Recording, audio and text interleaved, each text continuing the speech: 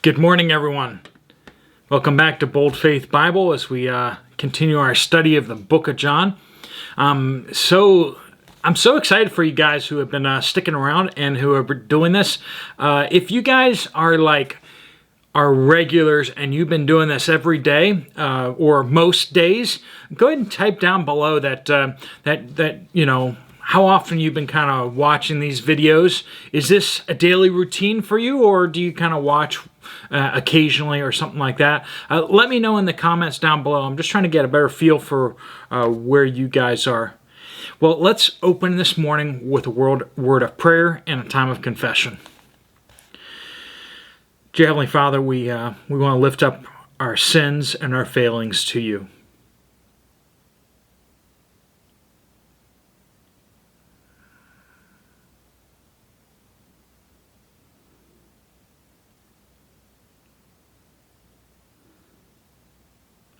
Lord, we praise you that in Jesus we find forgiveness for our sins.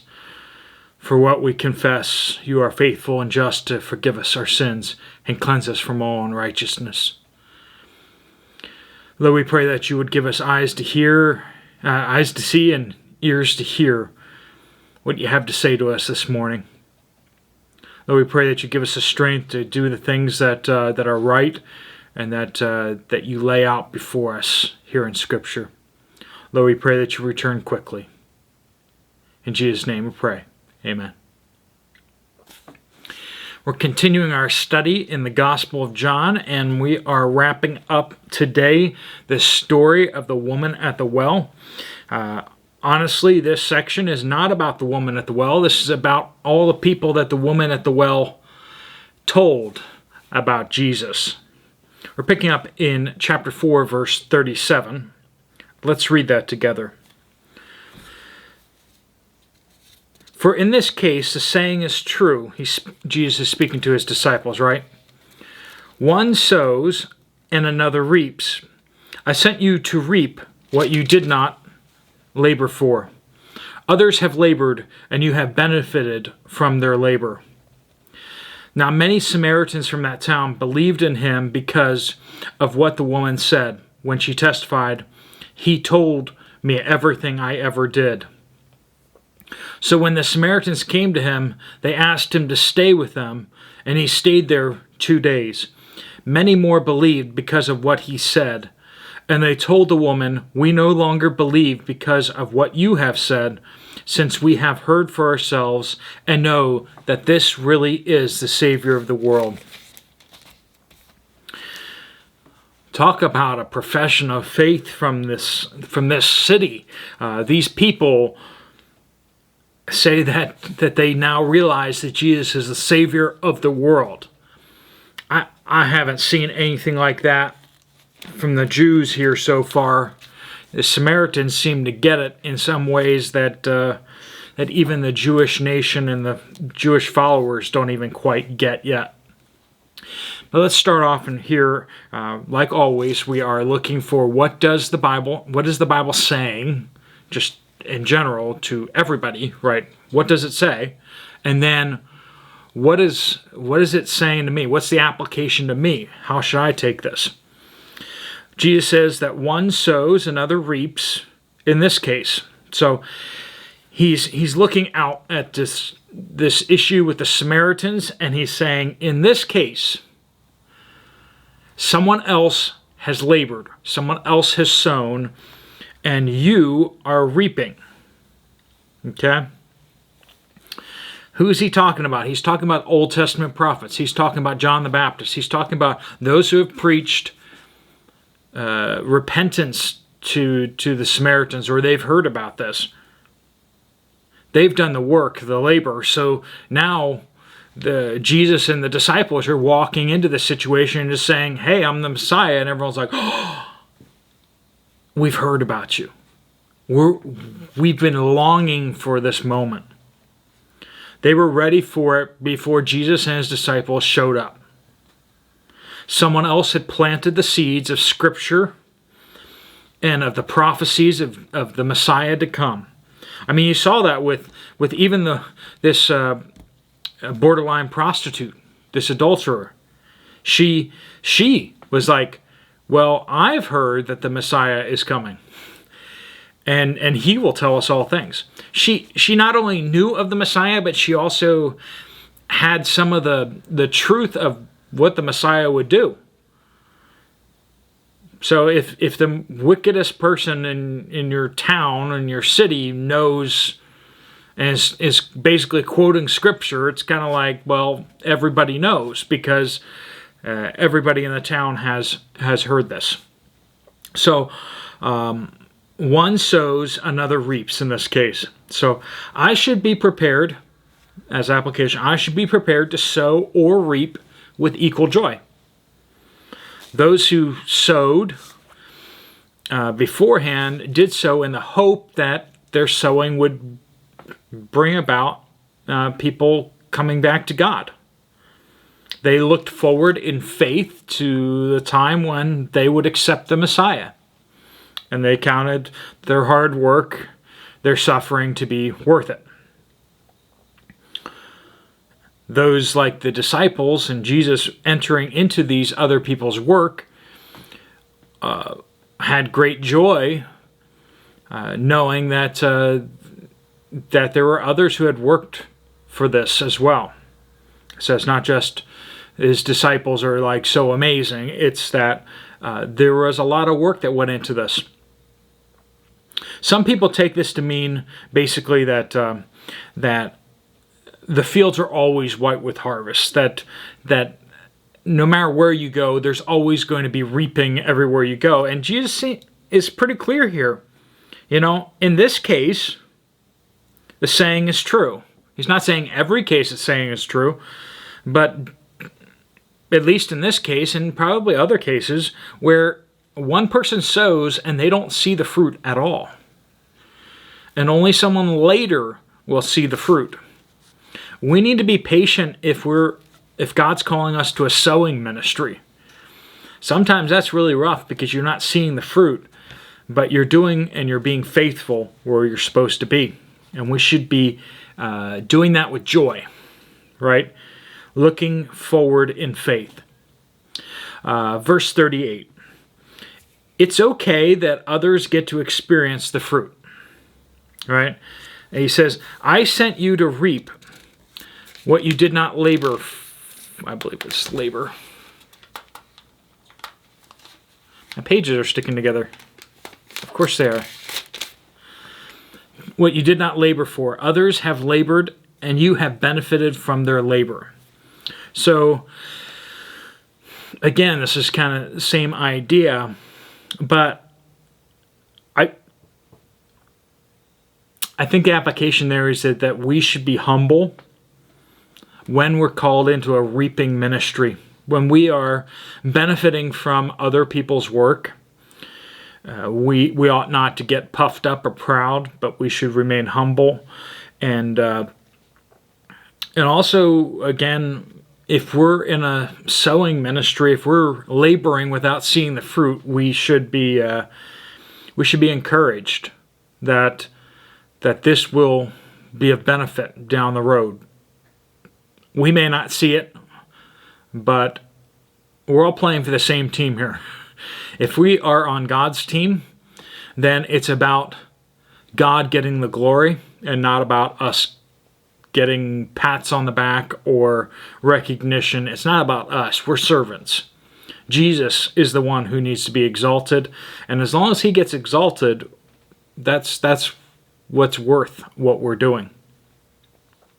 Verse 39 here.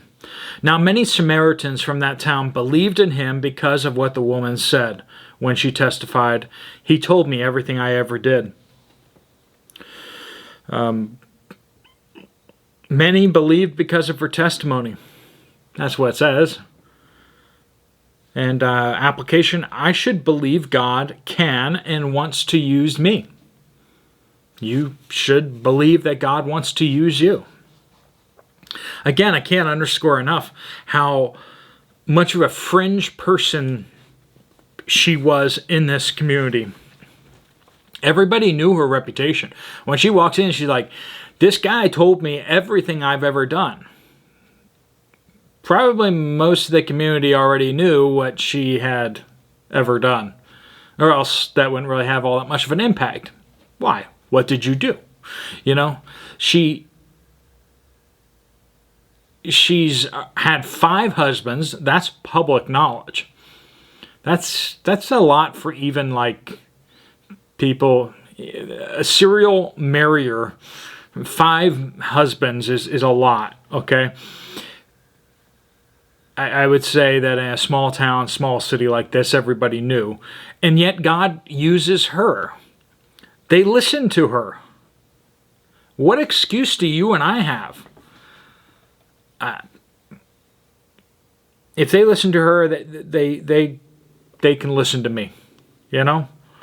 Not because I'm so much better than her or anything like that, but rather, she's a sinner, I'm a sinner, you're a sinner, and God is delighting to use sinners. Where are the Pharisees? Why aren't the Pharisees here preaching about Jesus and preaching? God's not using the Pharisees here. They won't even go into Samaria. He uses a Samaritan woman, a sinner, a self-professed sinner. He can use you and I, and He does want to use you and I. He says in our weakness, His strength is revealed. His strength is revealed in our weakness. Our weaknesses are actually some of our greatest strengths because we'll rely on Jesus. We'll rely on God's power. And then the remaining part here, verse 40 through the end. So when the Samaritans came to Him, they asked Him to stay with them, and He stayed there 2 days. Many more believed because of what He said, and they told the woman, "We no longer believe because of what you said, since we have heard for ourselves and know that this really is the Savior of the world." So they didn't believe based on what she said. They investigated based on what she said, and when they heard the word of God from Jesus' mouth, they believed. Their faith was not in her testimony, but in the Word of God. So application, I should point people to the Word of God, because this book is God's method of salvation. Through the Scriptures, Jesus is revealed, and we can know Jesus, in whom is salvation. A video like this, or like a movie like The Chosen or something like that, in the amount that it reveals Scripture or shares Scripture, it has power. But the Holy Spirit uses Scripture to reach people's hearts. Sure, your testimony, my testimony may point people to something or someone, but we should be pointing people to Jesus and to the Scriptures, not asking people to follow us. Sometimes that's how it goes, is celebrities or pastors or church leaders that just draw this following. What happens when that church leader or that celebrity has a moral failing? What happens when they go off the deep end? We find out whether the people that were following them or following Jesus. Because if you're following Jesus, you'll keep on going after Jesus, regardless of whether other people fall aside. We need to be connecting people to the Word of God and to Jesus. I don't know what will happen with me. I might have a health problem or something like that in the next number of days. Hopefully, you would have learned a little bit more self-sufficiency in Scripture from me. Hopefully I have equipped you a little bit better to study this Bible for yourself, so that if I go away, you can keep studying, that you keep on, so that one day you can join me in heaven with Jesus. That's what it should be about, is us pointing people and connecting people to Jesus and to the Scriptures. Not building a fan club. I love the fact when I see that you guys are watching and engaging with the scriptures. And that's not because I want people following me, but rather because you guys are hearing the scriptures. I don't do razzle-dazzle on this channel. If you've noticed, there isn't flashing lights, there isn't excitement, there isn't... this isn't like a theme park here. We're just going verse by verse through Scripture. And the fact that you're watching and engaged with what we're studying just shows that you have a genuine interest in Scripture, not the bells and whistles. Praise the Lord. Praise the Lord. All right, well, let's pray and get you guys on to your days. And hopefully that your mind will be filled with the Word of God and Jesus all day long. Lord God, we pray a special blessing upon each person watching and studying alongside us here today, that you bless them with your presence, that they would realize your presence and that they would seek your face each and every moment today, that they would constantly have their minds wander back to who you are and the blessing of your presence. Lord, I'm so encouraged by these brothers and sisters of mine, and I pray that they're encouraged by the other people who are here showing up for the Bible study every day. Lord, I pray that you would just guide everyone's hands to the work that they have to do today. We pray these things in Jesus' name. Amen. Just a reminder that this is a weekday Bible study, and Sunday there will be another Revelation study dropped. I will see you guys on Sunday, or I'll see you next Monday. God bless you all.